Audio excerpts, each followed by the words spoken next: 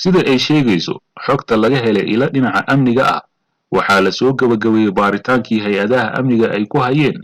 qaraxii ka dhacay xarunta gobolka banaadir 24kii bishii Juulaay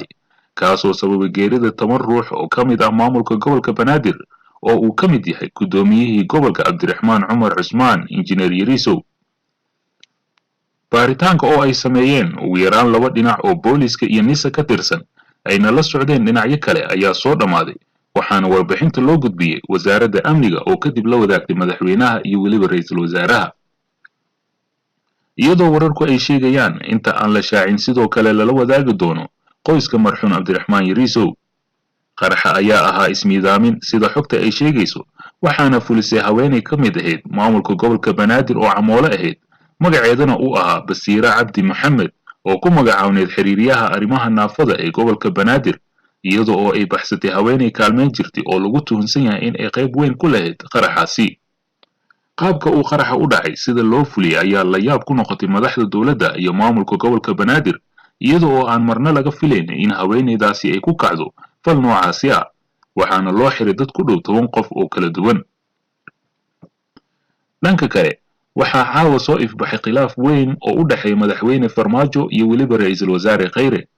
madaxweyne Farmaajo ayaa markii ugu horeysay si caddaan oo publica uga soo horjeestay go'aan uu hore u qaatay ra'iisul wasaare Xasan Cali Khayre waxa uuna dib u magacaabay Karaar Shuki Doomey in uu ku soo noqday jagadii agaasimaha guud ee wasaaradda batroolka.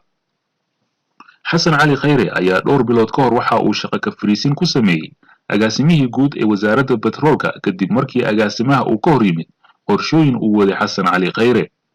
talaabada uu qaaday madaxweyne Farmaajo ayaa ah mid muujinaysa in markii ugu horeysay uu Farmaajo qaato go'aan ka soo horjeeda danaha gaarka ah ee Xasan Cali Khayre. beesha Mariixaan ayaa in muddo ah ku eedeynaysa Farmaajo in uu ka qaban waayay Xasan Cali Khayre oo in muddo ah waday qorshe uu shaqada kaga xeerinayo mas'uuliyiin ka soo jeeda beesha Mariixaan.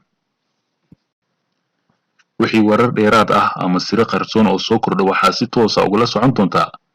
channelka waxaad aalaaba ka heli doontaa siraha qarsoon.